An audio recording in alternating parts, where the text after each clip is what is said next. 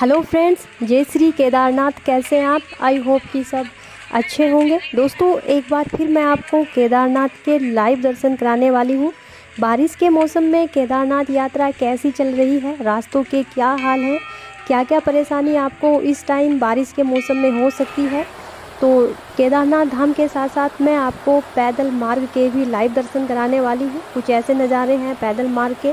तो अगर आप इस टाइम यात्रा पर आ रहे हैं तो कुछ ऐसे रास्ते आपको मिलने वाले हैं जो झरने हैं। कई झरने आते हैं केदारनाथ पैदल मार्ग पर, और बारिश के मौसम में कुछ ऐसे डेंजरस रास्ते हो जाते हैं, जैसा कि आप देख रहे हैं पथरीले रास्ते हैं। तो आपको ऐसे रास्तों पर संभल कर चलना है। और बारिश के मौसम में झरने आप देख रहे हैं कुछ ऐसा रूप ले लेते हैं और जिनका पानी सीधा रास्तों पर आता है।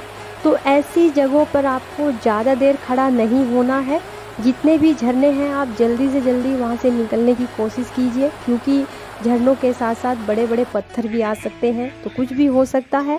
आगे मैं आपको जहाँ पर लैंडस्लाइड हुई है हल्की, मैं आपको दिखाने वाली हूँ, ताकि अगर आप इस टाइम यात्रा पर आ रहे हैं तो आपको भी प्रॉपर जानकारी हो सके रास्तों के बारे में कि कहाँ पर हमें रुकना चाहिए, कहाँ पर डेंजरस हो सकता है। क्योंकि आप सभी जानते हैं कि बारिश के मौसम में जो पहाड़ होते हैं अधिकतर गीले होते हैं, गीले होने की वजह से ज़्यादातर गिर जाते हैं। तो ऐसी जगह से आपको बचना है। कहाँ कहाँ पर मुश्किल रास्ते आपको मिलने वाले हैं, आप इस वीडियो को पूरा देखिए। ज़्यादातर जानकारी आपको इस वीडियो में मिलेगी, क्योंकि लेटेस्ट वीडियो है केदारनाथ की। ऐसे रास्ते आपको इस टाइम पैदल मार्ग में मिलेंगे। और आगे मैं आपको केदारनाथ के भी लाइव दर्शन कराऊंगी।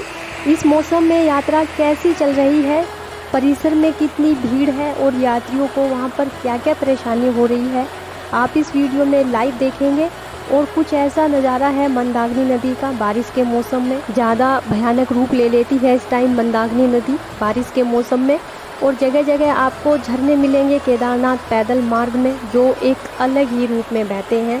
तो केदारनाथ की यात्रा पैदल करना डेंजरस तो है ही इस मौसम में, इसीलिए सभी यूट्यूबर आपको कहते हैं कि बारिश के मौसम में आप अवॉइड कर सकते हैं यात्रा करना।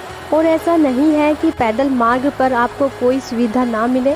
जगह जगह आपको खाने पीने के स्टॉल मिलेंगे, जगह जगह आपको बेंच पड़ी हुई मिलेगी। अगर आप थक जाते हैं पैदल यात्रा करते हुए तो आप आराम कर सकते हैं, चाय नाश्ता कर सकते हैं। और जैसा कि आप देख रहे हैं बारिश के मौसम में ऐसे लैंडस्लाइड होता है हल्का फुल्का, जैसा कि आप देख रहे हैं कहीं कहीं तेज़ होता है।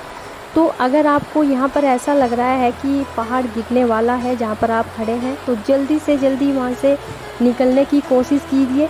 जहाँ पर पहाड़ झुके हुए हैं उनके नीचे आप बिल्कुल भी खड़े मत होइए इस मौसम में, क्योंकि जो ज़्यादा पहाड़ झुके हुए होते हैं ज़्यादातर गिरने का डर रहता है। ऐसी जगह आप खड़े हो सकते हैं, क्योंकि आप देख रहे हैं आसपास कोई बड़ा पहाड़ नहीं है। तो ऐसी जगह रुककर आप आराम कर सकते हैं।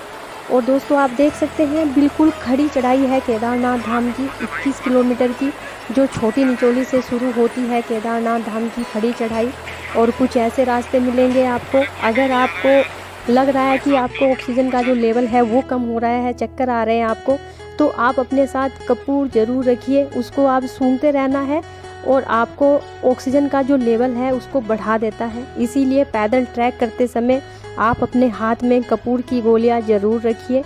काफ़ी हद तक आपकी मदद करती है पैदल ट्रैक करने में। और दोस्तों, आप देख रहे हैं बारिश बहुत ज़्यादा हो रही है केदारनाथ धाम में, इसीलिए आपको पता होना चाहिए कि इस मौसम में आपको अपने साथ क्या क्या लेकर आना है। ज़्यादा भीड़ नहीं है, गर्भ में आपको आराम से दर्शन होंगे। आगे मैं आपको केदारनाथ धाम का लाइव नज़ारा दिखाऊंगी। भीड़ कितनी है आप लाइव देखने वाले हैं केदारनाथ धाम में। और इस टाइम दोस्तों जो साधु महात्मा हैं उनकी स्ट्राइक चल रही है, आपको पता होगा कि। तो दोस्तों, केदारनाथ मंदिर के दूसरे वर्जन को लेकर जो निर्णय लिया जा रहा है वो कितना सही है आप सभी जानते हैं, क्योंकि केदारनाथ धाम में भगवान शिव रियल में है। वहाँ पर उनकी साक्षात पिंडी है, जहाँ पर उन्होंने तपस्या की है, वहाँ पर वो रहते थे। लेकिन अगर केदारनाथ धाम का दूसरा वर्जन दिल्ली में बनेगा, क्या दिल्ली में भगवान शिव रहते थे, तो आप समझ सकते हैं कि ये कितना सही है और कितना गलत है। आप प्लीज़ हमें कमेंट्स करके ज़रूर बताइएगा। और आप देख सकते हैं यहाँ से बस कुछ ही दूरी पर है भगवान शिव, जहाँ पर साक्षात भगवान शिव विराजमान हैं, जिनके दर्शन करने के लिए देश तो क्या विदेशों से लोग आते हैं। तो आपको भी इस वीडियो के माध्यम से मैं हर रोज़ भगवान शिव के दर्शन कराती हूँ। वहाँ के कैसा मौसम है वहाँ का वो जानकारी देती हूँ, कितनी भीड़ है वो सब आपको अपनी इस वीडियो के माध्यम से बताती हूँ। तो प्लीज़ आप हमारे इस चैनल को सब्सक्राइब कीजिए, वीडियो को ज़्यादा से ज़्यादा शेयर कीजिए।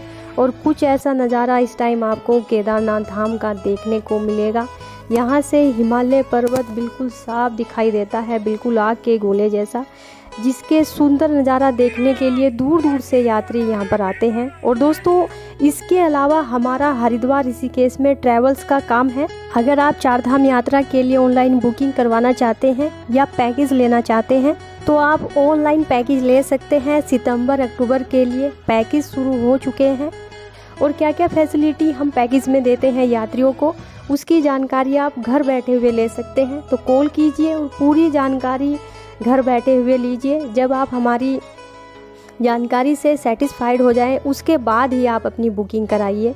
और कुछ ऐसा नज़ारा आप देख रहे हैं कि जब ज़्यादा बारिश होती है तो पूरे रास्ते पर कोहरा आ जाता है। और दोस्तों पैदल ट्रैक करते समय आपको कभी भी शॉर्टकट नहीं लेना चाहिए, क्योंकि शॉर्टकट लेने में ज़्यादा एनर्जी वेस्ट होती है, आपकी सांस भी बहुत ज़्यादा फूलने लग जाएगी अगर आप शॉर्टकट लेंगे।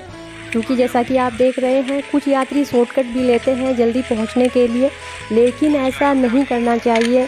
बहुत ज़्यादा परेशानी होती है शॉर्टकट लेने में, सांस बहुत जल्दी फूलने लग जाती है, चक्कर आने लग जाते हैं और थकावट बहुत ज़्यादा होती है। इसीलिए आप नॉर्मल रास्ते को जाइए।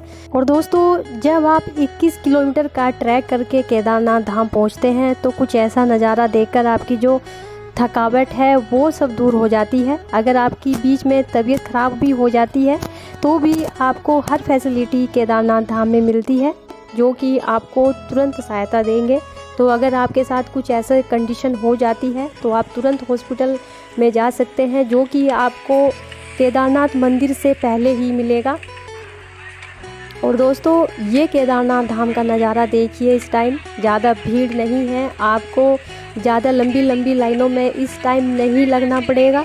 खुले में आपको बाबा केदार के दर्शन होंगे, गर्भगृह के दर्शन होंगे, क्योंकि जब भीड़ ज़्यादा होती है तो भक्तों को दर्शन करने को नहीं मिलते गर्भगृह में। लेकिन अब ऐसा नहीं है, इस टाइम यात्रा इतनी ज़्यादा नहीं है कि आपको दर्शन ना मिले, आपको गर्भगृह में लाइव दर्शन करने को मिलेंगे। तो ये जानकारी, ये वीडियो आपको कैसी लगी प्लीज़ आप हमें कमेंट्स करके ज़रूर बताइएगा। मिलते हैं आपसे नेक्स्ट वीडियो में। हर हर महादेव।